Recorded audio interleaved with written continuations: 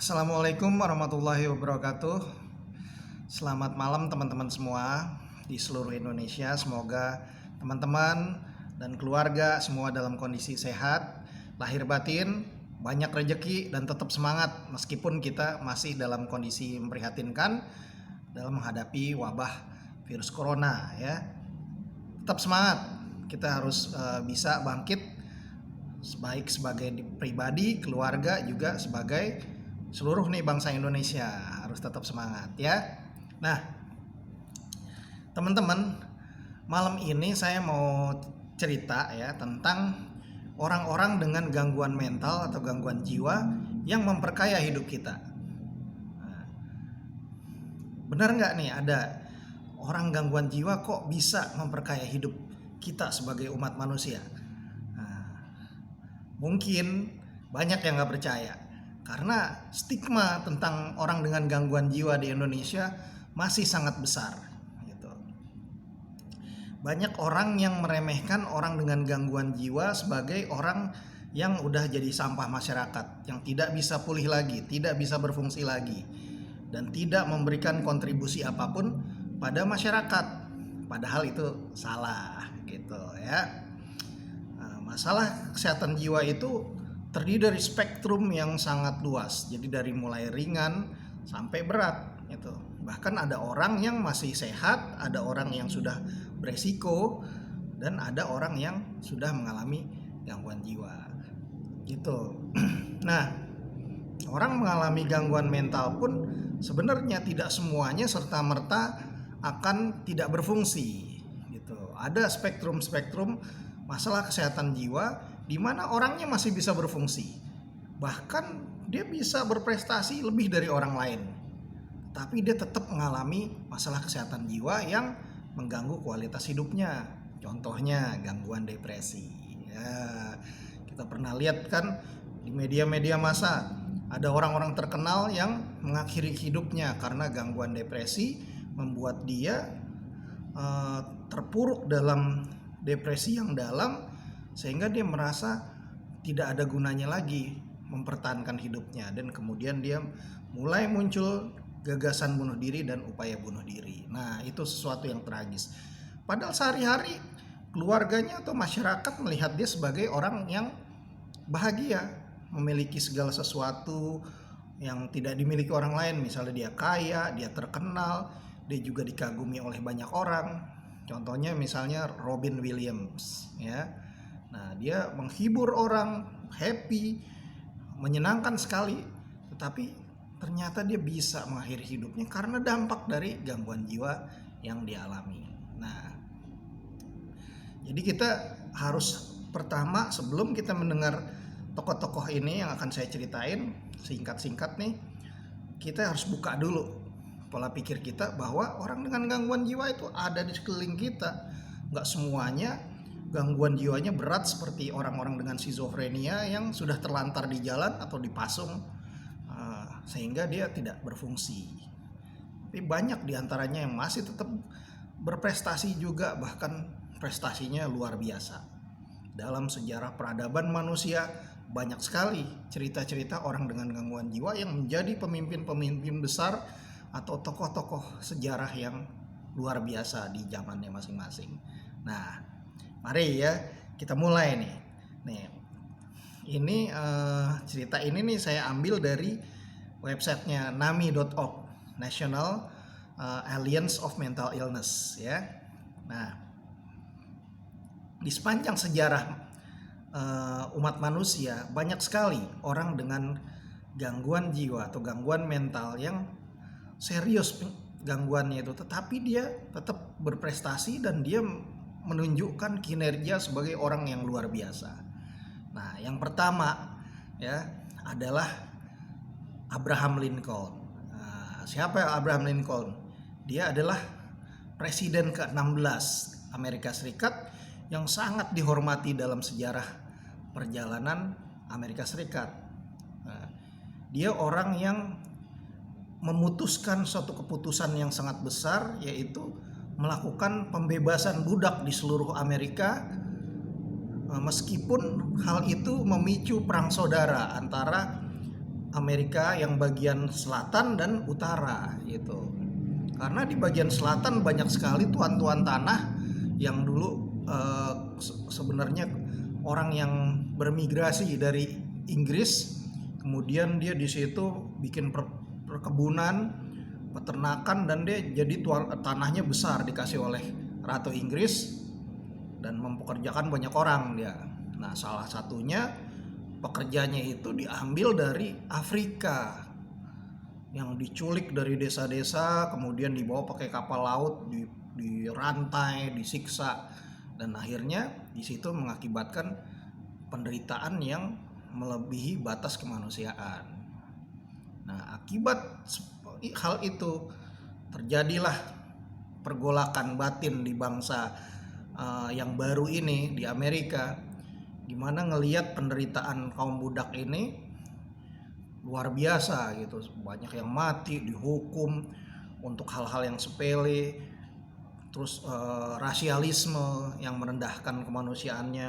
Akhirnya Presiden Amerika Abraham Lincoln memutuskan untuk membebaskan bahwa semua manusia itu sederajat sesuai dengan konstitusi Amerika yang dibikin oleh para founding fathers mereka gitu. Nah, Abraham Lincoln sendiri itu sebenarnya adalah seorang yang menderita depresi sangat parah. Bahkan dia dalam episode-episode pemerintahan dia, itu perjuangan dia sebagai presiden Amerika, dia sampai melumpuhkan kondisi dia. Dia sampai nggak bisa ngapa-ngapain. Terus kemudian dia kadang-kadang dia bergulat dengan pemikiran ingin mengakhiri hidupnya gitu. Bayangin aja, keputusan yang sangat berat itu, memutuskan membebaskan budak yang mengakibatkan perang saudara. Gak semua orang memiliki keberanian dan juga hati nurani yang bersih, yang membuat dia terdorong untuk mengangkat derajat kaum budak gitu.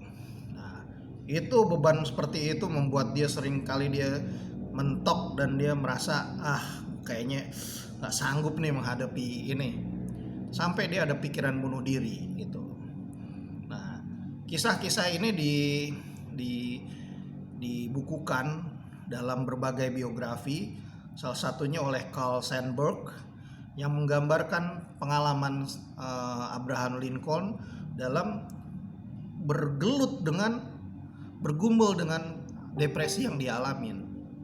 Itu ada satu kutipan dari ucapan Abraham Lincoln yang sebenarnya menggambarkan betapa berat depresi yang dia alamin itu, dimana dia bilang katanya kalau nggak salah gini, kalau kesedihan yang gue tanggung ini bisa gue bagikan pada seluruh dunia, mungkin orang di seluruh dunia ini nggak bisa tersenyum sama sekali. Bayangin aja, berarti dia benar-benar bergumul dalam depresi yang sangat dalam yang orang lain mungkin tidak bisa melihatnya. Nah, di sisi lain Abraham Lincoln juga memiliki seorang istri yang mengalami gangguan jiwa juga, yaitu Mary Lincoln. Nah, nanti kita kapan-kapan kita bahas juga tuh cerita tentang itu. Nah, kalau istrinya itu selain dia mengalami depresi juga, dia juga ada gejala manik. Jadi dia kemungkinan itu dulu dia mengalami gejala manik depresif atau gejala bipolar ya. Tapi karena dulu nggak ada pengobatan, akhirnya sangat berdampak pada kehidupan keluarga Lincoln. Nah, istrinya nih sering belanja yang nggak penting, dan itu sangat mengganggu sekali gitu kondisi keluarga mereka. Dan juga di sisi lain Mary Lincoln ini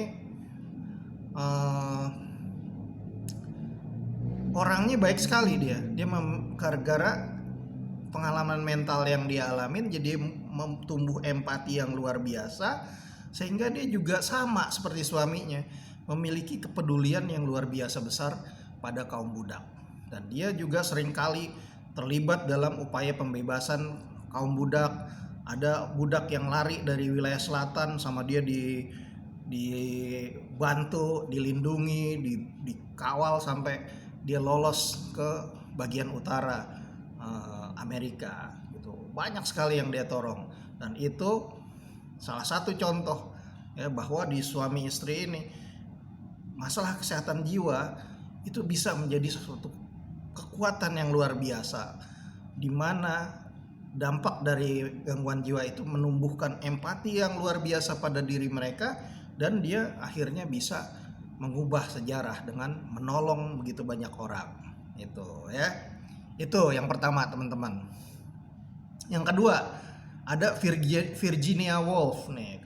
Kalau teman-teman yang belajar tentang studi wanita ya, tentang feminisme, ini Virginia Woolf itu terkenal ya dalam gerakan perjuangan hak-hak kaum perempuan, kesetaraan kaum perempuan ya. Virginia Woolf ini novelis Inggris yang menulis buku To the Lighthouse dan Orlando. Virginia Woolf itu mengalami gangguan mental atau gangguan jiwa yang disebut perubahan suasana hati atau perubahan alam perasaan, atau disebut juga mood swing, atau disebut juga gangguan bipolar ya.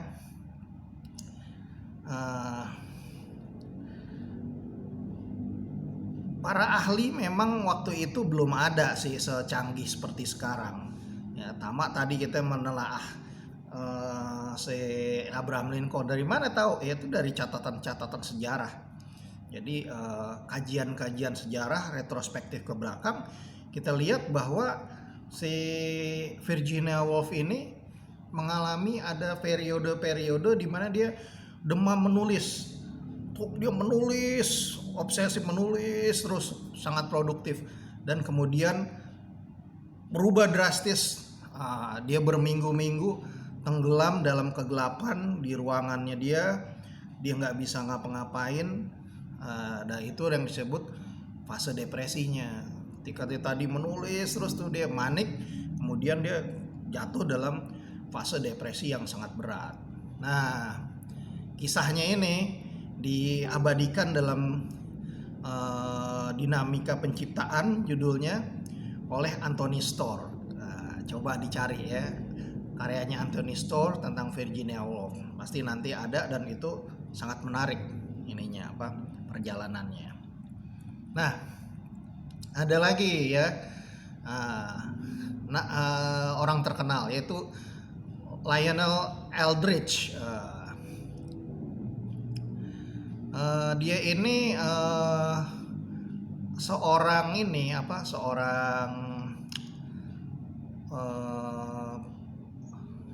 olahragawan gitu ya.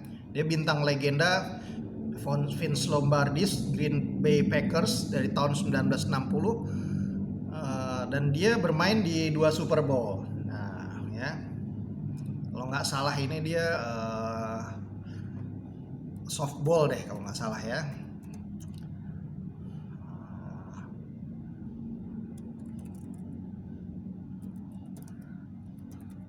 Coba nih sambil saya ini aja, football, pemain football di Amerika dia. American football nih ya. Dia orang kulit hitam. Jadi dia bermain di 2 Super Bowl. Pada tahun 70-an dia mengalami skizofrenia.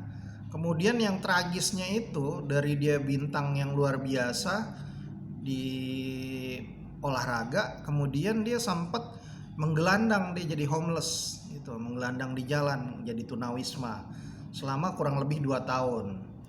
Nah, kemudian terus dia berjuang, dia berobat dan sebagainya. Dia meninggal kurang lebih pada tahun 1998. Waktu itu dia juga memberikan ceramah inspirasional, dia jadi semacam mental health advocate. Jadi dia udah berjuang bangkit, dia jadi mental health advocate atau aktivis kesehatan jiwa. dia memberikan ceramah inspirasional tentang perjuangannya melawan skizofrenia paranoid. Nah, cerita tentang perjuangan si Leonard Aldrich ini dimuat di berbagai media massa dia. Jadi tragis juga gitu. Jadi dari dia lahirnya tahun 1941 di Louisiana, kemudian meninggal tahun 1993 di usia 56 tahun, yang sebenarnya masih relatif muda ya. Nah, inilah salah satu kisah tragis gitu, dimana seorang yang tadinya luar biasa kemudian langsung jatuh mengalami gangguan skizofrenia gitu.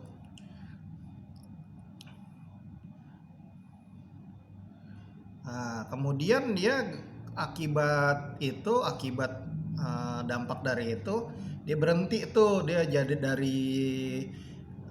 jadi olahragawannya, kemudian dia jadi penyiar untuk sport dia, untuk di beberapa TV station. Namun dia tadinya kan dia nggak menunjukkan gejala skizofrenia, orang nggak tahu bahwa dia ngalamin itu. Dia hidup normal tadinya, menuju sukses hampir nggak ada halangan, tapi kemudian di usia 33 tahun itu dia mulai menunjukkan gejala gitu. Nah, dia mulai ada paranoid, gampang marah, dia irritability, terus dia juga mulai terganggu kemampuan dia untuk bekerja, apalagi di media kan juga ini ada tekanan gitu ya. Terus kemudian dia bercerai, dia sempat juga tadi homeless tuh tahun 82 sampai 84. Kemudian setelah itu dia masih berjuang tuh untuk hidup, tetapi berjuang hidup dari hari ke hari, survive-nya, saking dia nggak punya pekerjaan tetap kan itu. Nah, akhirnya dia kembali ke Milwaukee. Kemudian dia dengan bantuan beberapa teman dia mendapatkan pengobatan, mulai pelan-pelan dia berjalan untuk pulih kembali gitu. Nah, dia merasa bahwa dia adalah korban dari skizofrenia. Nah, karena dia sempat jadi dia kehilangan kesempatan bermain di Super Bowl ketika dia ngalamin tadi jadi tunawisma tadi gitu ya. Ini kisah yang luar biasa juga nih, sampai dia akhirnya dia pulih kembali dan dia kemudian mulai menjadi pembicara tentang skizofrenia di berbagai grup-grup support untuk skizofrenia, dan dia mulai berkeliling dari berbagai tempat. Itu dia ya. Jadi perjuangannya di negara maju aja yang udah cukup baik sebenarnya perkembangan kesehatan jiwa di sana, tetapi masih aja orang bisa mengabaikan masalah kesehatan jiwa dan dia kurang pengetahuan, akhirnya muncul gangguan jiwa sampai menggelandang seperti itu. Tapi ini satu contoh bahwa meskipun dia udah jatuh bangun ya, tetapi dia bisa kembali hidup berguna lagi dengan menjadi pembicara untuk kesehatan jiwa, sehingga dia bisa membantu orang gitu ya. Teman-teman juga mesti kayak gitu.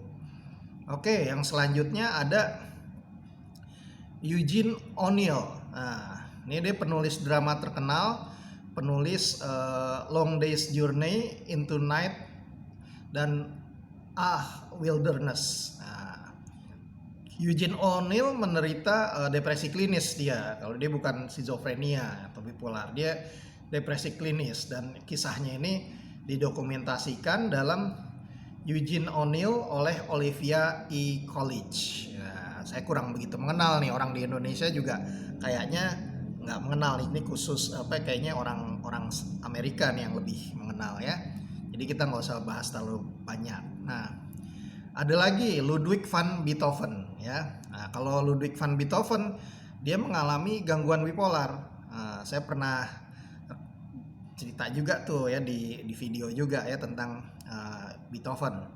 Nah, komponis brilian ini mengalami gangguan bipolar, dan kalau kita mau baca kisahnya itu ada buku The Key to Genius, Manic Depression and the Creative Life. Ya, kalau di Indonesianya nih kunci para jenius, manic depresif dan kehidupan kreatif oleh Diablo Hersman dan Julian Leib. Nah, Beethoven istimewanya dia walaupun dia eh, singkat hidupnya juga ya, umurnya nggak panjang, dia hidupnya juga sebenarnya menderita gitu.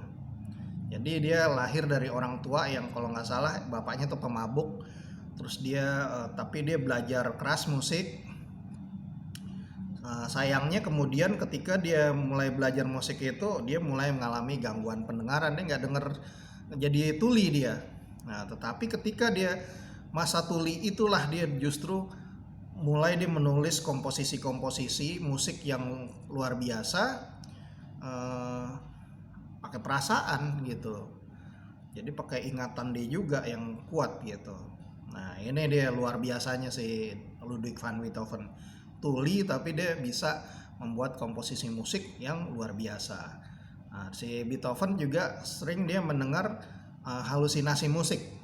Nah, nanti kapan-kapan ya kalau nggak salah sih udah pernah rekam ya video tentang cerita saya nih tentang si Beethoven, tapi kalau belum nanti saya rekam lagi deh ya. Oke, selanjutnya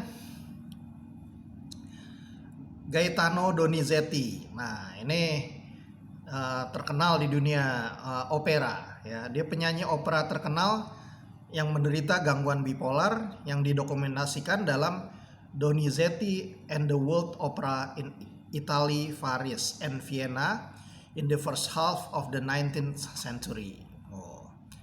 Kalau bahasa Indonesianya Donizetti dan opera dunia di Italia, Paris dan Wina pada semester pertama abad ke-19 oleh Hubert Stock ya. Coba nih saya searching nih ya.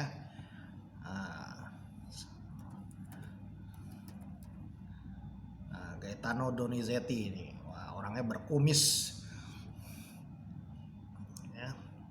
Luar biasa nih.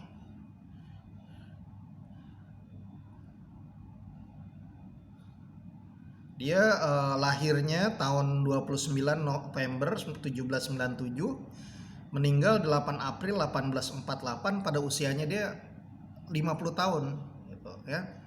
Dia komponis Itali dari Bergamo, Lombardi asal lahirannya. Nah, karya Donizetti yang paling terkenal adalah Lucia de Lammermoor 1835 ya, tahunnya, bersama dengan Vincenzo Bellini dan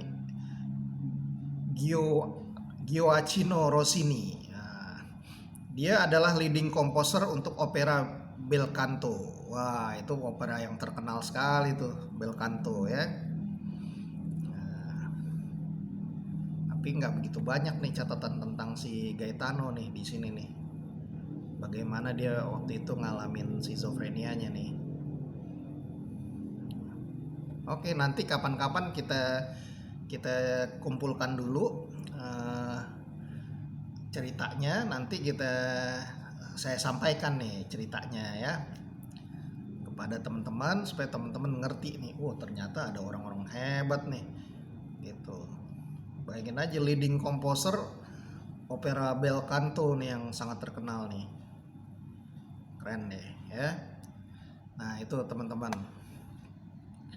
Nah, ada lagi ya yang luar biasa juga nih, orang kreatif yang mengalami gangguan jiwa nih, Robert Schumann ya. Nah, dia penyair yang terinspirasi penderitaan manusia. Nah, Robert Schumann ini menderita gangguan bipolar nih, seperti yang dibahas dalam buku The Dynamics of Creation, dinamika penciptaan oleh Anthony Storr ya.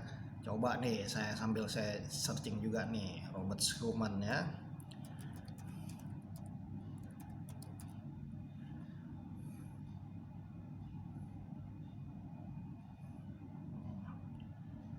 Oh, dia pianis juga nih.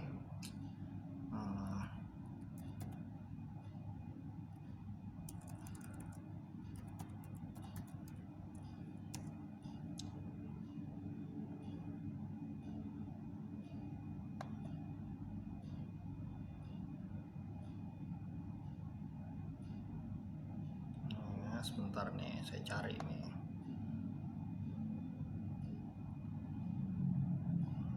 Dari Wikipedia aja nih ya. Kita lihat nih. Dia lahir 8 Juni 1810 sampai 1856 ya. Nah, nanti kapan-kapan kita bahas juga nih tentang Robert Schumann.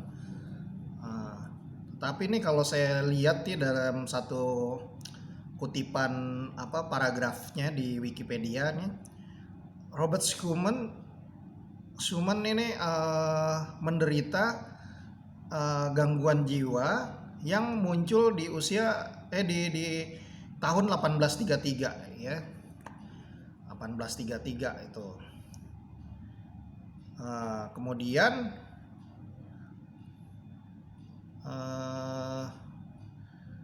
coba nih. Yang dia alamin itu adalah ini episode depresi yang sangat dalam ya, yang kemudian berulang-ulang terjadi beberapa kali gitu. Sempat dia muncul juga ada delusi-delusi, khususnya kecurigaan ya,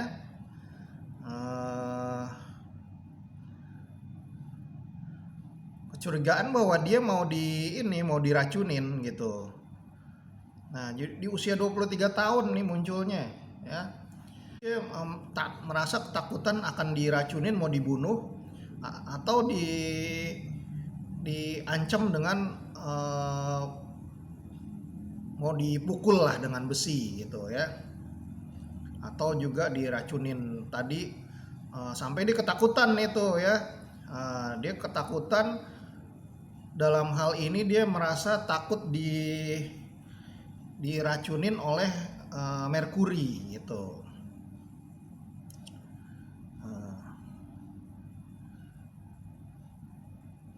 Oh, bukan gitu. Jadi gini.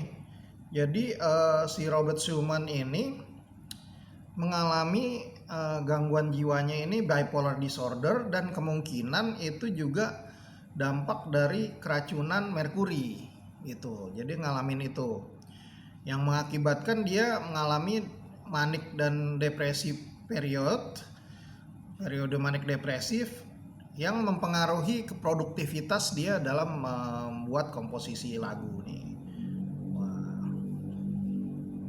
Nah, kemudian dia nih yang unik nih ya, yang masyarakat perlu tahu. Dia pernah juga sampai mengalami gagasan bunuh diri dan upaya bunuh diri di tahun 1854 gitu. Nah, Schumann kemudian meminta dia dirawat di mental asylum, ya mungkin semacam rumah sakit jiwa lah kalau sekarang, tetapi dulu namanya asylum di Endenich di dekat kota Bonn ya. Dia didiagnosa mengalami psikotik melankolia ya, kemungkinan kalau sekarang tuh depresi dengan gejala psikotik ya. Nah, sayangnya kemudian dia mengalami pneumonia 2 tahun kemudian. Dia meninggal di usia 46 tahun gitu ya, tanpa dia sempat pulih dari gangguan jiwanya. Tragis berarti dia meninggalnya di dalam mental asylum nih ya tuh. Tapi karyanya dia itu abadi jadinya ya.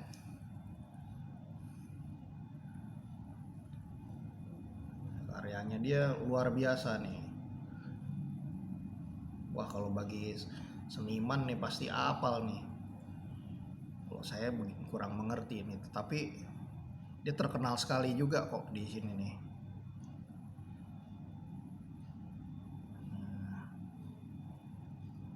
Oke, nanti kapan-kapan kita bahas lagi cerita tentang Robert Schumann. Ini menarik nih ya, karena dia luar biasa nih, tokoh kreatif yang luar biasa. Oke teman-teman, kalau kita mau ngeliat nih karya-karyanya dia nih, banyak juga nih, banyak banget karya piano, karya vokal, choral dan drama. Wah gila, luar biasa nih karya orkestranya nih. Simfoni No. 1 in B flat major Spring 1841, Overture, Scherzo dan Finale in E major. Wah nggak ngerti saya tapi luar biasa, karyanya banyak banget ini dalam usia yang relatif singkat itu. Wah, dia memberikan warisan pada umat manusia, karya-karya seni yang luar biasa ya. Nanti saya ringkaskan ceritanya dan saya ceritain lagi ya. Nah, kemudian ya ada lagi nih yang luar biasa, yang sangat luar biasa, tokoh sejarahnya dan juga tokoh sastra yang sangat terkenal, yaitu Leo Tolstoy. Nah, baru tahu kan Leo Tolstoy sebenarnya mengalami gejala skizofrenia. Nanti juga akan saya rangkum dan saya ceritain ke teman-teman ya. Tetapi si Leo Tolstoy ini sebagai dia penulis buku War and Peace atau Perang dan Damai, dia mengungkapkan tingkat gangguan mentalnya dia sendiri itu di memoir pengakuannya dia. Pengalaman Leo Tolstoy ini juga dibahas dalam di Dynamics of Creation atau Dinamika Penciptaan oleh Anthony Storr, dan juga di buku The Inner World of Mental Illness, a series of first person account of what it was like. Jadi buku ini menceritakan sisi sudut pandang pertama orang yang mengalami gangguan jiwa. Dia ingin gambarkan seperti apa rasanya. Nah, buku ini ditulis oleh Bert Kaplan ya. Nanti kapan-kapan kita bahas lagi. Nah, tokoh lain yang juga luar biasa adalah Václav Nijinsky. Nah, ya, Václav Nijinsky ini terkenal dengan Pertempuran Sang Penari. Dia itu seorang balerina dia. Jadi dia penari balet dan koreografer yang disebut sebagai penari pria terbesar di awal abad ke-20. Ya. Si Václav Nijinsky ini lahirnya di kota Kiev. Dari orang tua yang aslinya tuh orang Polandia. Nah, meskipun si Nijinsky ini tumbuh di Kekaisaran Rusia, tapi dia tetap menganggap dirinya adalah seorang Polandia gitu. Nah, dia lahir tahun 12 Maret 1889 di Ukraina, Kiev. Kemudian dia meninggal 8 April 1950 di London Clinic di Britania Raya ya. Dia menikah dengan Romola de Polski. Ya, meninggalnya juga tahun 50. Dan dia meninggalkan 3 orang anak gitu ya. Luar biasa nih. Kapan-kapan nanti kita bahas juga ceritanya lebih detail. Tapi ini orang-orang yang luar biasa di bidang seni dan kreatif ya. Nah, ada lagi ya yang orang juga yang sangat terkenal dalam dunia sastra, yaitu apa? John Keats. John Keats ini penyair yang terkenal. Syair-syair puisinya dia itu dikutip oleh banyak sekali orang terkenal di dunia dan menginspirasi berbagai perubahan-perubahan di negara gitu ya.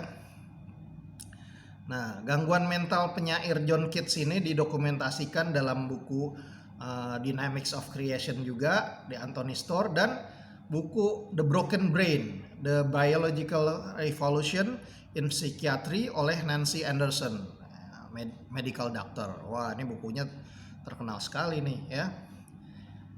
Oke, selanjutnya nanti kapan-kapan tuh kita bahas, kalau perlu kita lihat karya-karyanya dia yang mungkin menarik nih, menggambarkan kondisi mental dia ya. Nah, yang berikutnya Tennessee Williams. Tennessee Williams ini adalah seorang dramawan. Dia mengalami pengalaman berjuang mengalami depresi klinis ya. Nah, dia membuat memoir sendiri tentang pengalaman hidupnya dan juga didokumentasikan di 5 O'Clock Angel, Letters of Tennessee Williams to Maria Sinjas. Itu 1948 sampai 1982. Dan kemudian ada juga memoirnya dia, The Kindness of Strangers, The Life of Tennessee Williams oleh Donald Spoto, dan Tennessee, Cry of the Heart oleh Dodson. Nah, ini juga kayaknya orang luar biasa nih. Kalau kita bahas, wah seru banget nih ya. Walaupun karyanya dia mungkin lebih terkenal di sana nih. Nah, dia sastrawan terkenal Amerika Serikat. Karirnya dimulai pada tahun 1930 sampai akhir hayatnya tahun 1983. Selama waktu itu ia telah menghasilkan banyak karya, antara lain novel, cerita pendek, skenario film, serta drama teater. Ini saya kutip dari Wikipedia ya. Lahirnya tanggal 26 Maret 1911 di Columbus, Mississippi, Amerika Serikat. Meninggalnya 25 Februari 83 di kota New York, Amerika ya. Mungkin kita kalau Tennessee Williams mungkin kurang kenal, tetapi dia ternyata karyanya itu ada yang cukup populer dikenal oleh masyarakat, khususnya masyarakat perfilman, yaitu lakon yang dibuat film, yaitu A Streetcar Named Desire. Nah, terus Cat on Hood Tin Roof dan lain-lain ya. Bukunya dia The Catastrophe of Success. Nah, itu ya, saya baru tahu juga nih bahwa Streetcar Named Desire nih karyanya beliau. Tapi penulis memang banyak yang ngalamin depresi klinis sih ya. Ya, ini menarik lah. Kapan-kapan nanti kita lihat satu-satu biar kita mengerti. Nah, kemudian ada Vincent van Gogh. Nah, Vincent van Gogh mengalami gangguan bipolar. Nah, dia tuh seniman yang sangat terkenal dalam suatu periode yang sangat singkat. Kalau nggak salah sekitar 10 tahun doang dia ngasilin ribuan karya.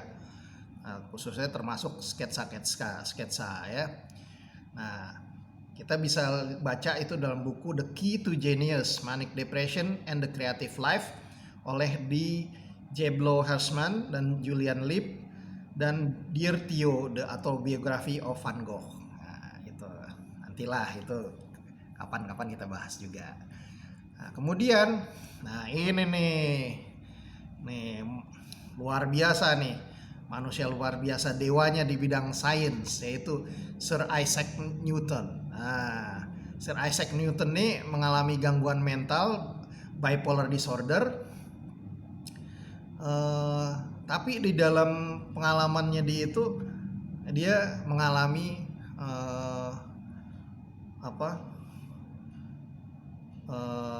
dramatis juga lah pengalaman mentalnya dia. Dia sempat mengurung diri, terus kemudian dia menemukan hukum gravitasi itu ketika dia di dalam mengurung diri di masa pandemi juga gitu ya. Keren juga nih, tapi dia sempat paranoid juga sama orang. Hidupnya juga kesepian, kasihan kalau si Isaac Newton. Tapi dia meskipun demikian dia meninggalkan warisan ilmu pengetahuan yang luar biasa buat umat manusia ya. Nah, Yang selanjutnya Ernest Hemingway. Nah, Ernest Hemingway ini salah satu orang terkenal yang kisahnya itu juga tragis dia, karena dia mengalami depresi klinis dan dia terdorong bunuh diri. Akhirnya dia meninggal karena bunuh diri, padahal dia pemenang hadiah Pulitzer. Dalam, kalau kita ini mau baca kisahnya dia tuh dalam The True Gen, An Intimate Portrait of Ernest Hemingway by Those Who Know Him oleh Dennis Bryan. Nah, keluarga Hemingway juga terkenal sebagai keluarga yang beberapa generasi dia mengalami depresi klinis dan bunuh diri. Jadi dari mulai orang tuanya, kalau nggak salah neneknya, kakeknya gitu, dia juga udah ngalami depresi dan bunuh diri. Cucunya juga ada yang bunuh diri. Nah, itu jadi ada genetik gitu di dalam masalah kesehatan jiwa, ya. Kemudian ada Sylvia Plath, ya, penyair dan novelis ini mengakhiri perjuangan hidupnya dengan depresi klinis dengan cara bunuh diri juga. Wah, kasihan kalau Sylvia Plath nih, sedih kisahnya juga, ya.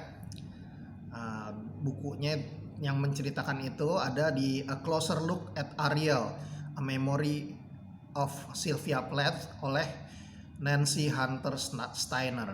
Nah, itu ya. Terus kemudian ada Michelangelo, ya. Nah, Michelangelo ini ngalami gangguan mental juga.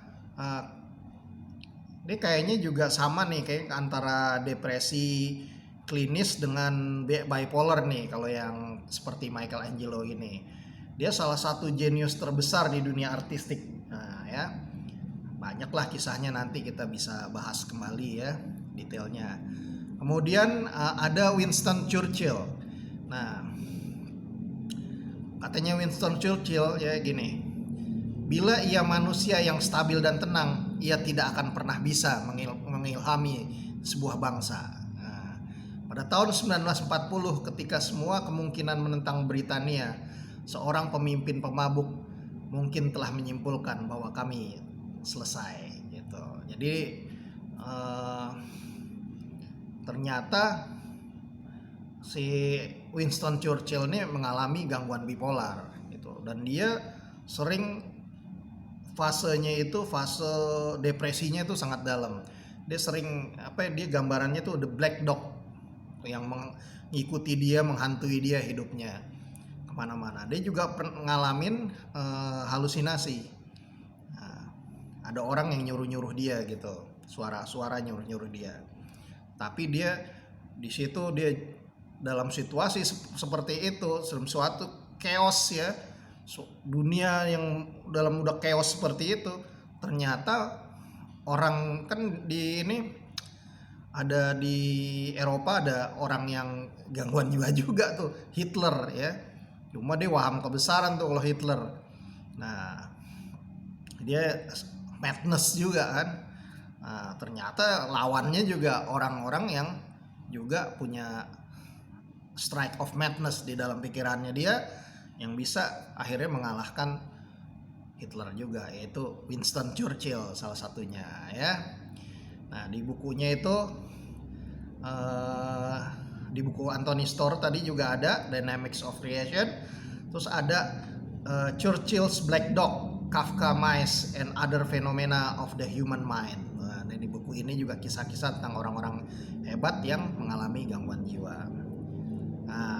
Nah, ini buat para pecinta film, nah, pasti pernah dengar film Gone with the Wind. Nah, bintang utamanya Vivien Leigh yang luar biasa cantik tuh ya. Nah, ternyata Vivien Leigh ini menderita gangguan jiwa ya, seperti yang didokumentasikan dalam Vivien Leigh biografi oleh Anne Edwards. Detailnya nanti kapan-kapan kita bahas lagi karena waktu terbatas. Kemudian ada Jimmy Purcell, pemain Boston Red Sox yang menderita gangguan bipolar. Dia menuturkan pengalamannya itu di buku The Truth Hurts, gitu ya. Selanjutnya ada Patty Duke. Ini adalah aktris pemenang Academy Award bercerita tentang gangguan bipolar yang dialaminya itu dalam buku Made for TV, Move, Call Me Anna, and a Brilliant Madness, Living with Manic Depressive Illness, ditulis oleh Gloria Hockman. Kemudian ada sebagai penutup ya, ini ada penulis yang juga sangat luar biasa terkenal di dalam sejarah sastra dunia, yaitu Charles Dickens. Charles Dickens adalah salah satu penulis terhebat dalam bahasa Inggris. Dia menderita depresi klinis, seperti yang didokumentasikan dalam buku The Key to Genius, Manic Depression and the Creative Life oleh D. Jablow Hersman dan Julian Leib. Kemudian juga ada buku Charles Dickens, His Tragedy and Triumph oleh Edgar Johnson. Luar biasa ya, ternyata nama-nama yang luar biasa di berbagai bidang itu justru karena gangguan jiwa yang dialaminya, dia bisa mewarnai karya-karyanya atau keputusan-keputusan hidupnya, menentukan sesuatu yang bisa merubah dunia gitu. Bukan artinya nih semua orang dengan gangguan jiwa harus seperti itu, tidak.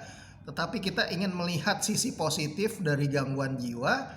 Ternyata tidak seperti yang dibayangkan orang, yang negatifnya melulu ya, yang dianggap menakutkan lah, sampah masyarakat dan sebagainya. Padahal sesungguhnya tidak demikian. Banyak sekali dalam sejarah-sejarah dunia orang-orang besar justru bisa berkarya karena gangguan jiwa yang dialaminya ini. Ya itulah teman-teman, beberapa kisah orang dengan gangguan jiwa dalam sejarah dunia yang perannya besar. Kapan-kapan ada lagi sih, banyak lagi listnya, nanti kapan-kapan kita bahas juga sebagai tambahan pengetahuan buat kita tentang masalah kesehatan jiwa. Terima kasih, semoga informasi ini berguna buat teman-teman semua. Jangan lupa kalau mau nambahin gagasan supaya bisa saya bahas juga, silahkan diisi di kolom komentar. Kemudian subscribe ya, diklik tombol subscribe sama tombol loncengnya supaya kalau ada update lagi teman-teman jadi dapat notifikasi. Terima kasih atas perhatiannya, semoga berguna. Sekali lagi, wassalamualaikum warahmatullahi wabarakatuh. Salam sehat jiwa ya.